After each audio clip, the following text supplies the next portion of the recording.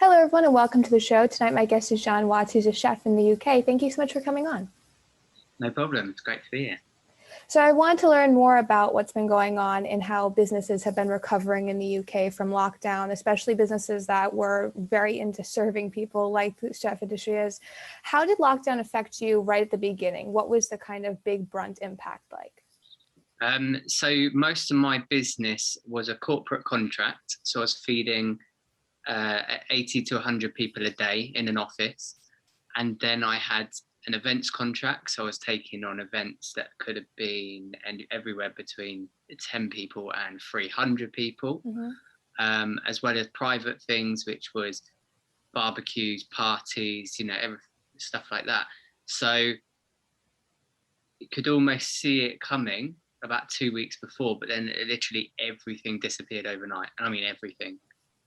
So I went from having a year that was packed full of great business, loads of opportunities, because it was just me. Right. And then I would I had like freelance people, but, it was looking like I was actually going to start hiring people and, expanding massively, really. And then, it literally disappeared overnight. And at first we thought it was going to be 2 weeks. Yeah. Then I thought it was going to be a month, then 3 months. And then, as the time went by, I think about 6 weeks in, I sort of realized, hang on, this is going to go on for a lot longer than 3 months. And, we're still talking, what are we on now? Like over a year. And there's signs of it coming back. But as far as events goes and corporate catering in offices is not going to be the same again for a long, long time. I think years, yeah. Used to be a buffet style thing. So unless this virus goes away completely, no one's going to be having a buffet style lunch, are they? Yeah. And the events, I think even, some events are sort of coming back now, but nothing major. So I think this year's been affected as well. And was there a lot of guidance from the government from what was going to happen, for how long it was going to go on? Because here in the States, it was kind of like 15 days to slow the spread and then 30 days, and then everyone just stopped talking about it. But it was still happening here. Yeah, no, I think Boris Johnson in particular and all his mates in the government have been, in my personal opinion, absolutely useless throughout the entire thing. There's been no clarity, no guidance. Yeah, that's kind of happened everywhere now, especially going forward into year 2, because you're in an industry that I guess was deemed non-essential, right? Yeah. So was there a lot of fear in the industry, or was there any guidance from people who are big leaders in it about how you were going to do, especially for people who are support staff or just getting started in it? No, I think so many people that I know in the industry have found other jobs, like delivering, delivery drivers or on building sites, things like that. Because I don't know about America, but the construction industry here didn't really get hit too hard. They were able to work the entire way through. So some people have been jumping on in building sites, but no, as far as hospitality goes, it's been completely non-existent. It's crazy. And then as far as like leaders and stuff go, I mean, it was quite weird. I found that the big leaders of the industry who you thought were untouchable were suddenly asking for money, loads of money from the government, loads of help, and then they set up a charity called, I can't remember what it's called now, but set up a charity to help people in the hospitality industry, which, you said, if you told me a year and a bit ago that was going to happen, I'd have said no way. Yeah. And for now, we're sort of in year 2. Here, everyone is still very afraid of the virus, and there's not a lot of indoor dining. Some outdoor dining has come back. In the UK, is that the case? Are people sort of having enough, or is that restaurant culture coming back a little bit?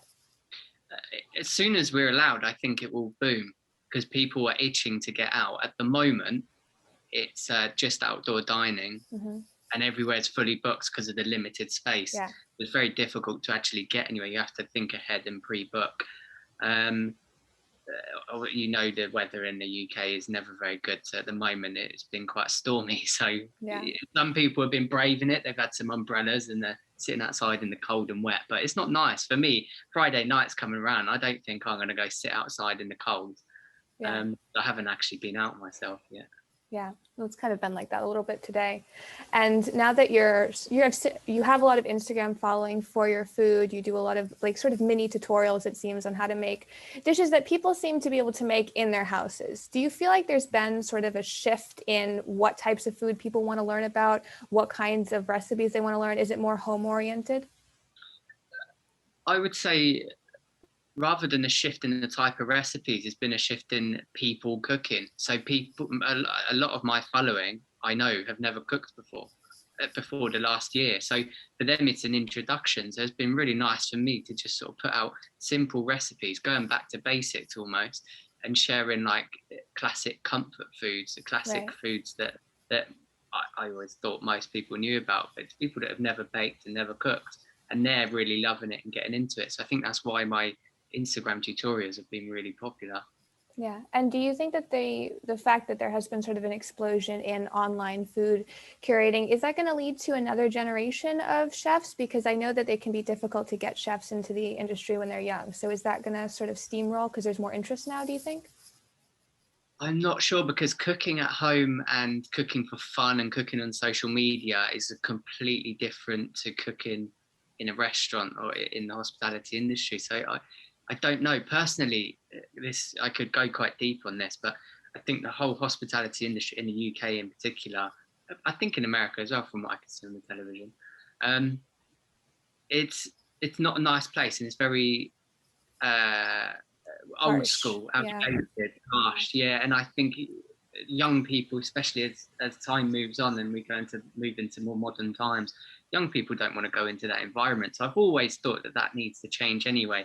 Maybe now is the perfect time for the hospitality industry to change its ways a little bit, but we'll see what happens. In the UK, we've got the other issue of Brexit, and a lot of hospitality staff come from Europe, and yeah, that's going to be an issue. So I think they're going to massively struggle over here to find people. So we'll see. We'll see if it changes. And how long did it take you to get to a place where you could sort of acclimate to the changing of the economic field? Because I know you had a food truck and then you were working in restaurants. So was that a long journey to get there, or is it something that you think can happen for people within only a few years? How do you mean? You just... Like, is it a long journey to learn the types of skills you need to learn to be able to survive some sort of economic downturn like this in your industry? I don't think so. I mean, it has been a fairly long journey for me of different things and learning different parts of the industry. But when push came to shove, it was sink or swim. I went into survival mode, and I think it doesn't matter. You could have been working for 20, 30 years. You could have been working for 2 months. I think at the end of the day, it comes down to whether or not you're going to survive or not. And that's what it was for me. It was survival instincts. And for the UK hospitality market, is it industries other than just the culinary industry that have been affected as well? Because we hear a lot of things about essential workers getting the support they need and teachers and people like that, but not a lot about people who were working in industries that were deemed not essential in Europe. Yeah, anything in the travel industry has been hit very, very hard. Travel, hospitality, there's probably loads that I can't name. I tend to sit in my own zone. But no, there's many. We've had the furlough scheme in the UK, which I assume you've heard of, which has kept a lot of people afloat, which means businesses can continue to pay people and they basically stay at home. And then they've made it a bit flexible so they can come back and work 2 days a week, and then they're still getting paid 80% of the wages, which is good. There's still a lot of places where that didn't work, and where a lot of holes in the government's in their plan. And how did you get involved in the culinary industry? Because you had quite a journey to get there, and it seems like you have sort of acclimated now to the social media world. It's expanded quite a bit. So how did you get from where you were when you were younger to here? So to tell a very, very long story short, I was in prison at 18 years old.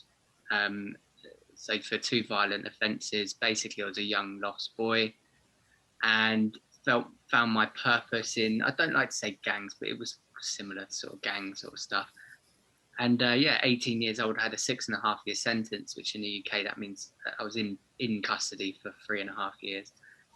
And I learned how to cook in there. as part of what's called the Duke of Edinburgh's Award, which, I mean, everyone listening will know who Prince Philip is. But he set up this award where basically work towards different sections, and as part of that I learned how to cook. And then going forwards, I got a job with Jamie Oliver in one of his restaurants. He's a celebrity chef in the UK. I don't know if he's famous then. A little bit. A little bit. Yeah, a little bit. I know he tried to break into it over there, but I don't think he was as successful as Gordon. Yeah. He's as big in the UK. Jamie is as big as Gordon, maybe even bigger.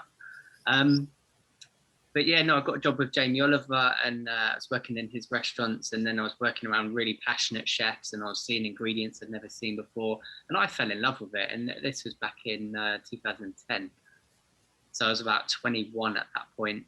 And then I got employment, which at the time, being a young offender and being a very lost person, and then having a job away from all my friends that I'd had beforehand, was an absolute game changer. So I was able to rebuild my life essentially, and build it around this new passion that I found. And I did become very, very passionate, and obviously I still am now. So that's how I got into it. And then I worked in those restaurants for 5 years, and in between that I didn't really have a social life, so I was working on my days off in like Michelin-starred restaurants. So I'll just email them and tell them, this is my story. People like it, if you give them a little bit of a backstory of why you're there, what you want to achieve. And, it's always very easy for me to just go and get a day's work for free. But, a day in some of the best kitchens in London or in the UK. So I was learning everything I could. And then the time came, I wanted to set up on my own. I've always been quite independent. And I started off with a food truck.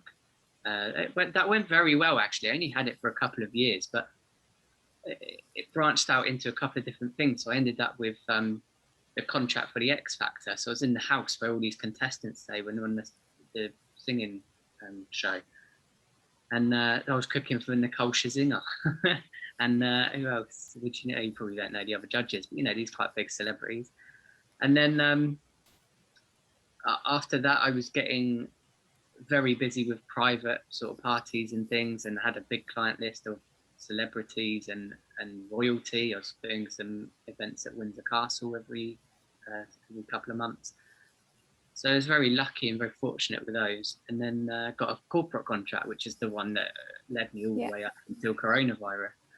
So, things were expanding in that sense, and it was brilliant until COVID came along. And everything disappeared overnight, and it was tragic. And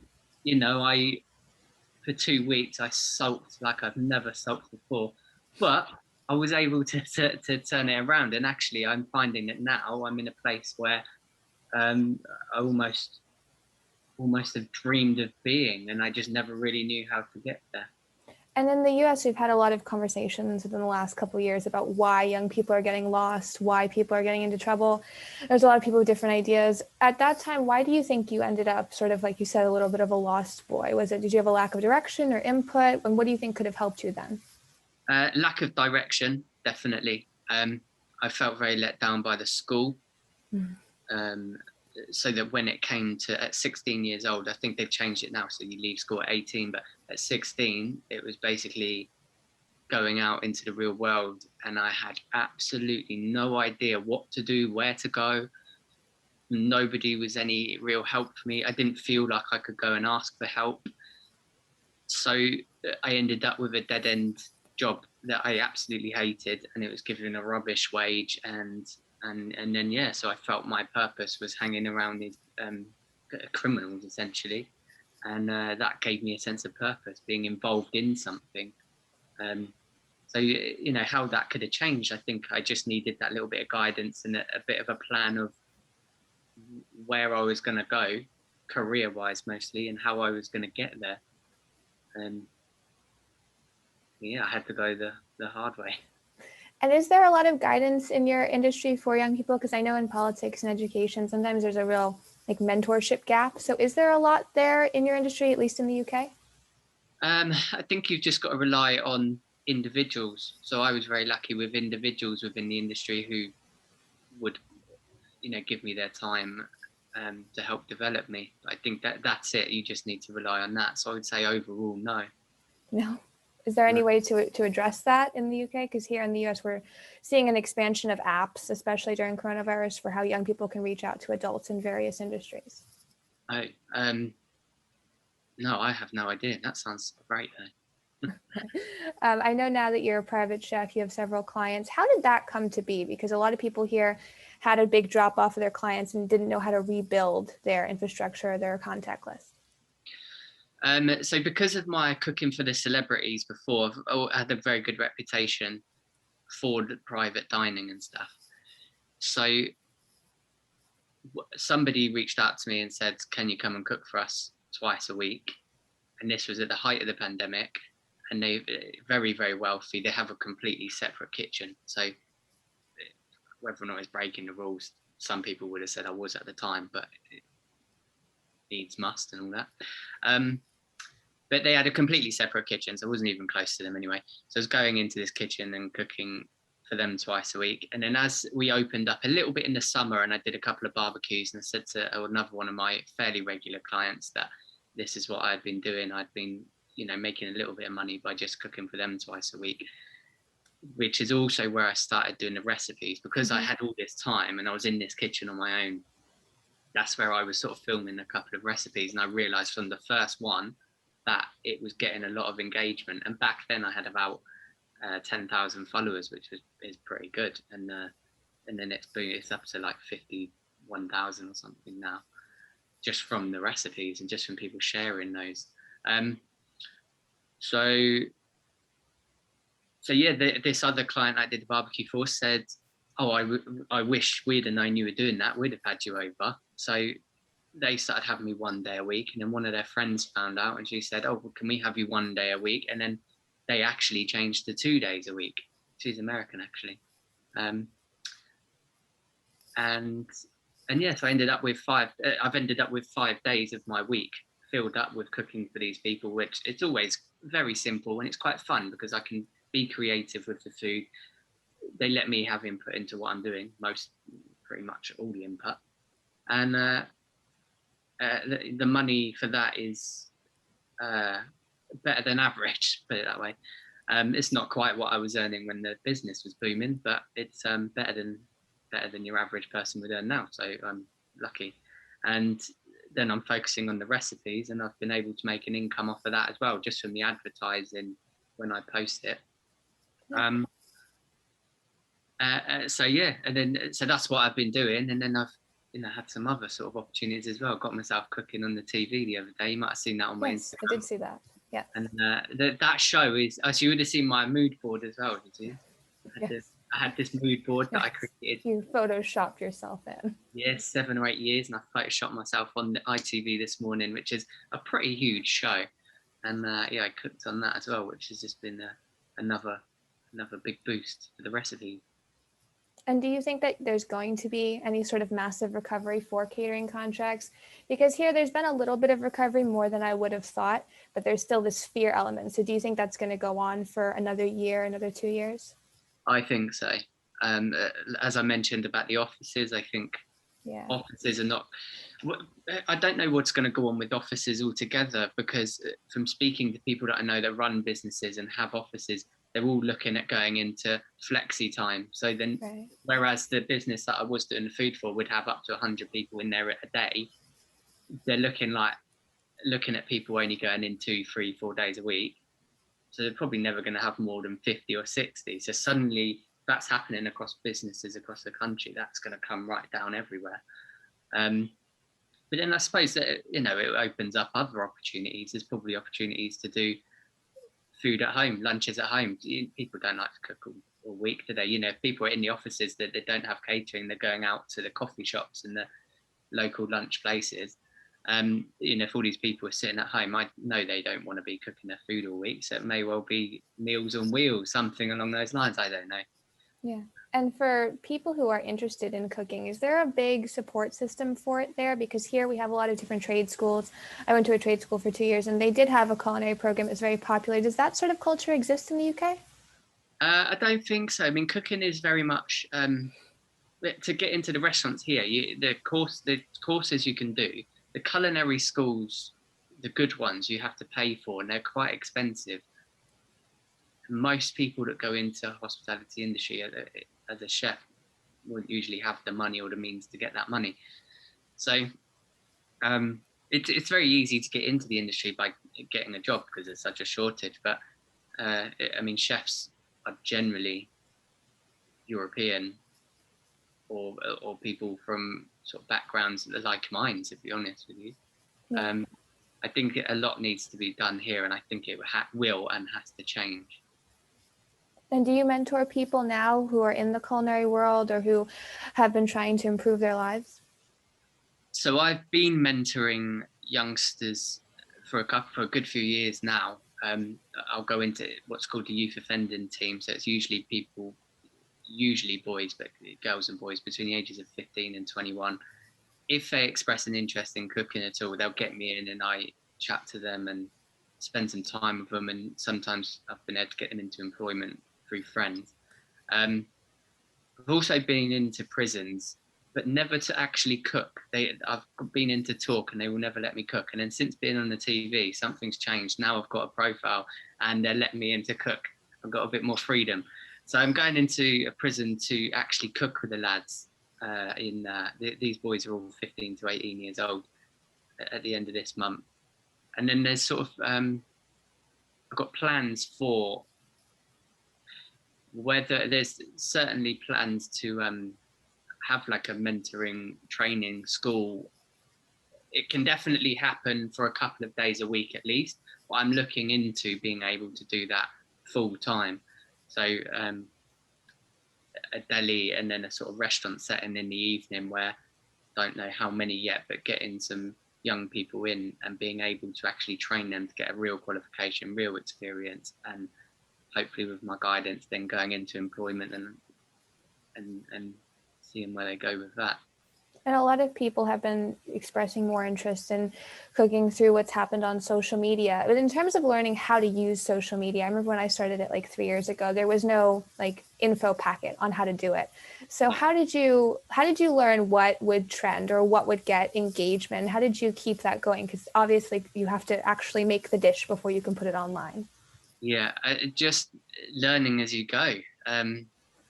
One of the first dishes I did, or one of the first recipes I did, and I'm not massive on social media, so I'm not scrolling on TikTok. I do a bit more now, but back then I wasn't scrolling on TikTok or Instagram and looking at what everyone else was doing. At first, it was what my clients wanted and what I was actually doing, and then I would film that. And one of my clients had asked for a chocolate orange cheesecake, and I made it, and I had filmed the recipe, and I almost didn't put it up because I was thinking, that's not really, I'm a chef, I'm a trained chef, and it's not really a chefy thing. It's a no-bake cheesecake. Anyway, I put it up, and it boomed. I think I probably had about 10,000 Instagram followers over the next few months just because of that cheesecake.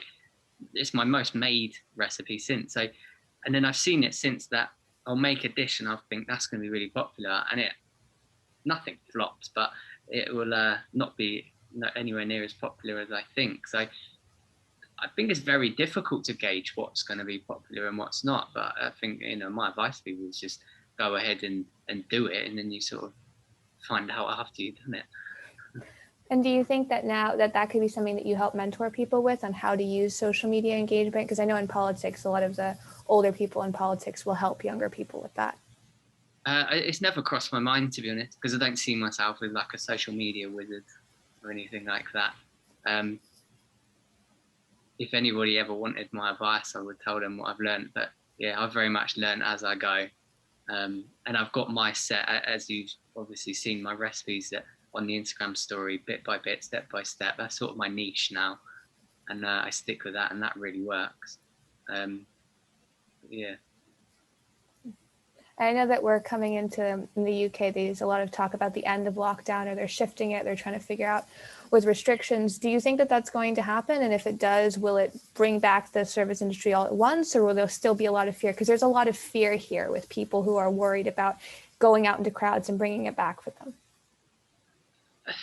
From what I can tell here in the UK, the mood has shifted massively in that I don't think people are afraid. I think a lot of people sort of think that it's been a bit over the top, the reactions, and I think that comes from there is a lot of fake news and contradictory stuff from the mainstream media as well, and from the government, that people are almost like, you know, I don't just myself personally, from my experience, everyone has a different experience and everyone has different perspectives. From my perspective of what's happened over the last year, I'm not saying that coronavirus isn't serious and doesn't need to be taken seriously. I think it does. However, I've not known a single person in hospital in the entire year, not a single person. Many people that have had coronavirus and they've very mild symptoms usually. Some people have been ill in bed for 2 weeks. But I know of 5 people that have killed themselves. So my perspective on the entire thing is like, how can we have a pandemic that shuts down?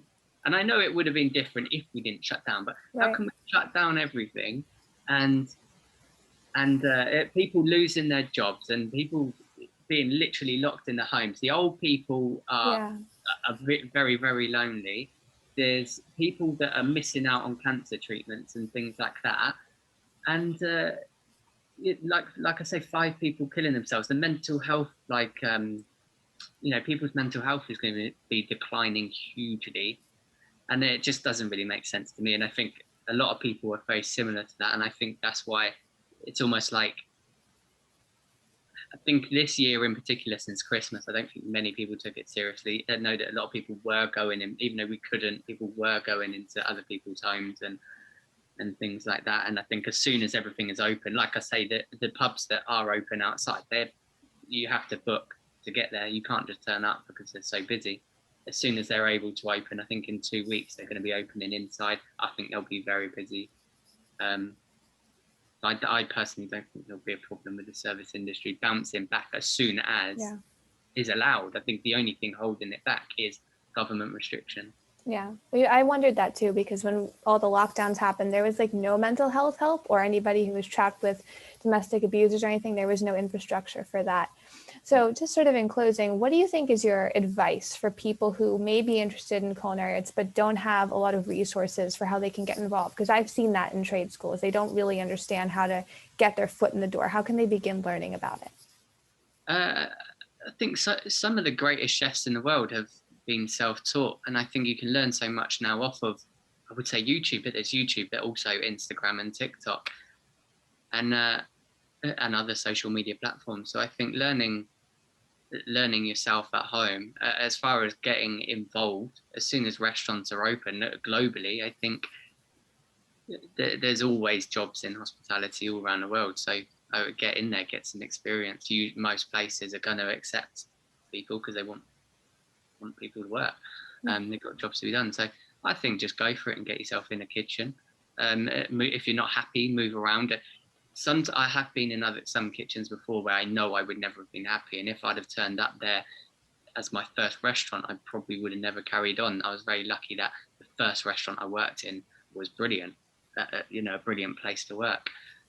So I think give things a little chance and try out different places, try out different cuisines. But yeah, most of all, my advice to everybody getting into hospitality is have fun with it. I think for me, cooking should be fun for everybody, even at the highest level. So just have fun with it.